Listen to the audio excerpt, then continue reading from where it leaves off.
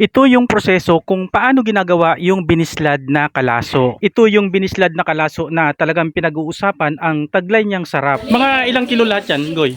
May kita itong 10 itong 10 kilo. Oo. At ang unang hakbang nga na gagawin sa isdang ito ay tatanggalan ng kaliskis at tatanggalan na rin ng ulo. Yan yung unang 10 kilo or 15 kilos na kanilang gagawin. At talaga namang matutuwa ka sa mga isdang ito sapagkat ito'y sariwang-sariwa, kasasalta lamang galing sa mga mangingisda. Ito yung isdang kalaso na talagang sikat na sikat dito sa Abuyon. Ito yung orderin talaga ng marami.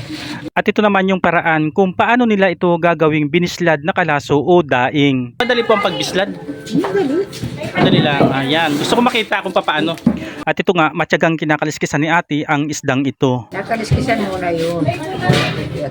At ayun, ganun pala yun, kailangang kaliskisan muna siya bago biyakin. At kailangang may tubig na rin dyan para nahuhugasan yung isda. Kailangan pag-islag yan.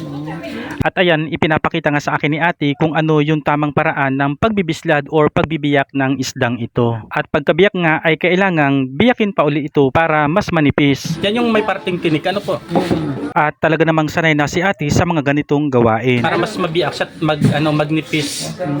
Matapos ng biyakin ay lilinisin ito, tatanggalin yung mga natirang lamang loob. Yan, tapos aalisin yung mga bituka. At ito na nga, pagmasdan natin ang mga biniyak na isdang kalaso na talagang napakaputi ng kanyang mga laman. At yung mga yan ay lilinisin pa nila, huhugasan pa nila bago nila timplahan. At kung paano nga nila ito tinitimplahan, ito ay nilalagyan nila ng suka, paminta at bawang, parang ganun. At itong kalaso ay hindi kailangan ma-expose na masyado sa init.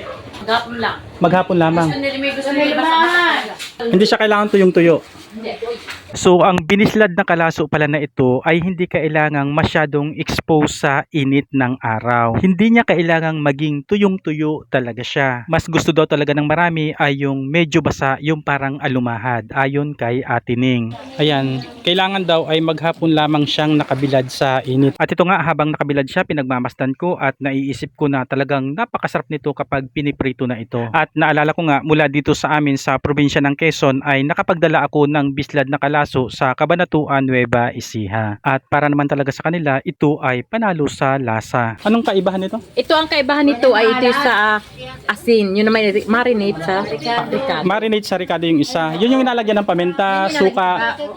Okay. Ito yung pagkakaiba niya. At ayan, ngayon ko din lang nalaman na dalawa pala yung proseso ng pagbibislad ng kalaso. Yung may asin at saka walang asin. Ang timpla atin nga paano? Parang sa lapat na tunsoy.